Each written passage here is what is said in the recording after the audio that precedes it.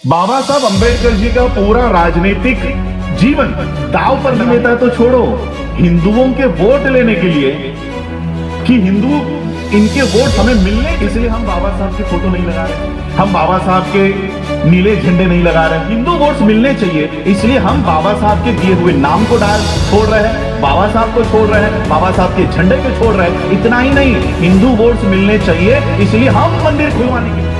तुम लोगों में से अगर कोई भी मेरे साथ बौद्ध धर्म की दीक्षा नहीं लेने आया तो कोई बात नहीं, तुम में से कोई नहीं आया तो भी चलेगा। हम दोनों पति और पत्नी जाकर कल बौद्ध धर्म की दीक्षा लेने वाले हैं।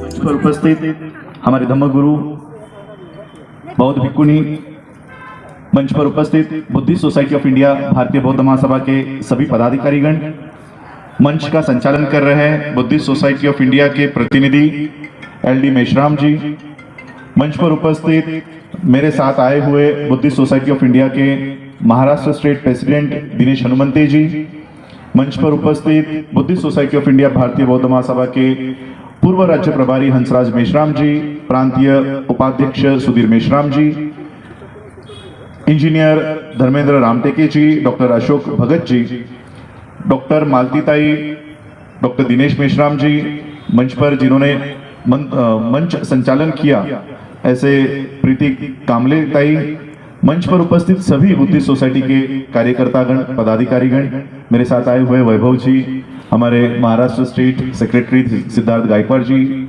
यवतमाल के हमारे डिस्ट्रिक्ट प्रेसिडेंट सतीश इंगोले जी, ये सभी पदाधिकारियों और यहाँ पर उपस्थित सभी मेरे भाइयों को, बहनों को और माताओं को राजरत्न अंबेडकर की ओर से जय भीम। आज हम लोग यहाँ पर बुद्धिस्ट सोसाइटी ऑफ इंडिया भारतीय बौद्ध महासभा के माध्यम से इस बौद्ध धम्म सम्मेलन में इकट्ठा हुए हैं।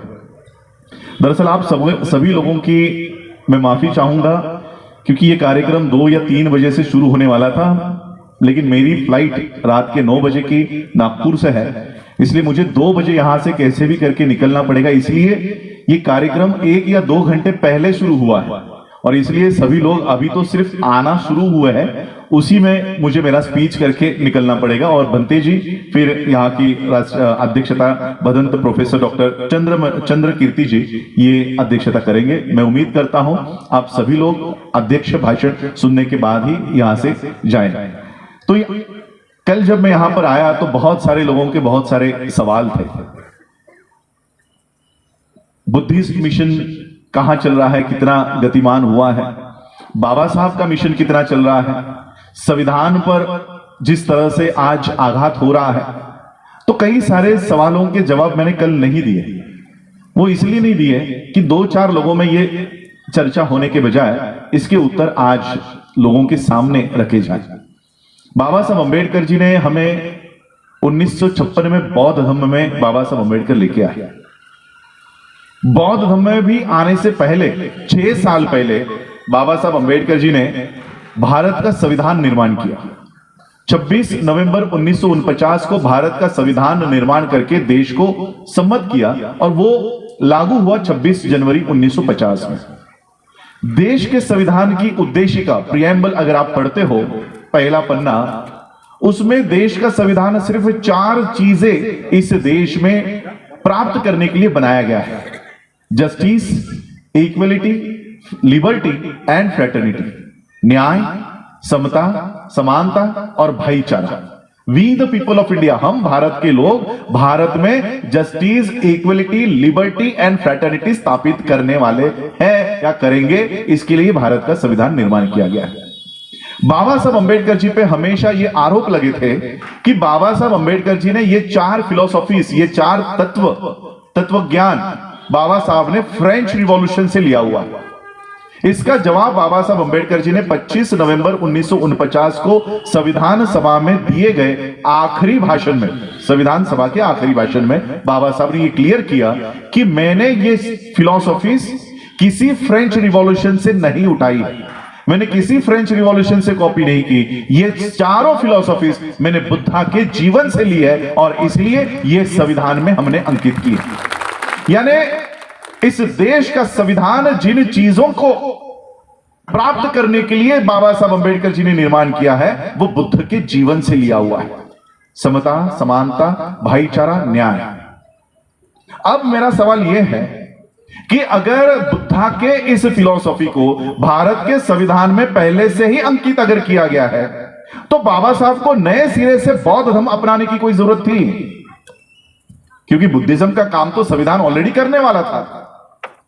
1949 में दिया गया संविधान, सम्मत किया गया संविधान, 1950 में लागू किया गया संविधान, अगर बुद्धा के इस तत्वज्ञान के ऊपर ऑलरेडी बनाया गया है, तो नए सिरे से 1956 में बौद्ध धर्म की दीक्षा लेना बाबा साहब को कोई जरूरी नहीं थी। और ऐसे हालात में, जैसे आज 2024 में 2 महीने में 1 महीने में इलेक्शंस लगने वाली है, ऐसी ही हालात बाबा साहब के समय बौद्ध धर्म की दीक्षा लेते समय थी। अक्टूबर में बाबा साहब ने बौद्ध धर्म की दीक्षा ली, 14 अक्टूबर को, अशोका विजयादशमी के दिन।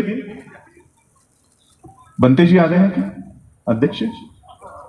हाँ, तो आप उनका स्वागत कीजिए या उनको आसनस्थ कीजिए। बंते जी कार्यक्रम के अध्यक्ष आ रहे हैं। अरे आपका नाम नहीं था यार, आपको अंबेडकर जी के समय भी आज जैसी ही परिस्थिति तभी थी। अक्टूबर महीने में 14 अक्टूबर को अशोका विजयादशमी का दिन बाबा साहब ने तय किया था और 6 महीने में ही इस देश की पार्लियामेंट की इलेक्शंस ये आने वाली थी। बाबा साहब के राजनीतिक कार्यकर्ता, उनकी पार्टी के लोग बाबा साहब से ये विनती कर रहे थे कि बाबा साहब 6 महीने में इलेक्शंस होने वाली है, अक्टूबर, नवंबर, दिसंबर, जनवरी, फरवरी, मार्च, 6 महीने में इलेक्शंस होने वाली है। और आज अगर आप हिंदू धर्म का त्याग करते हो, हिंदू धर्म को छोड़ते हो, तो हिंदुओं के वोट्स हमें राजनीति में नहीं मिलेंगे।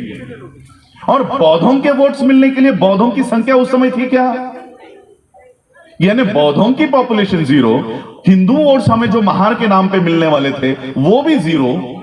तो आने वाले समय में हम, आपकी राजनीतिक पार्टी, आपका राजनीतिक करियर, हमारे जो राजनीतिक लोग हैं, ये राजनीतिक मूवमेंट पूरी ठप हो जाएगी। राजनीतिक जीवन दांव पर लगा हुआ था। आज अगर हमारा कोई नेता, उसके ऊपर ऐसी परिस्थिति आती, प्रसंग आता, तो वो क्या करता? दीक्षा लेता या नहीं लेता? नहीं लेता।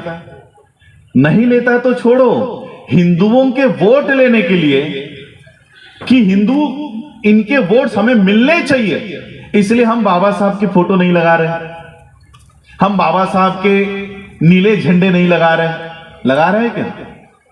नीले झंडे अंदर रख रहे हैं।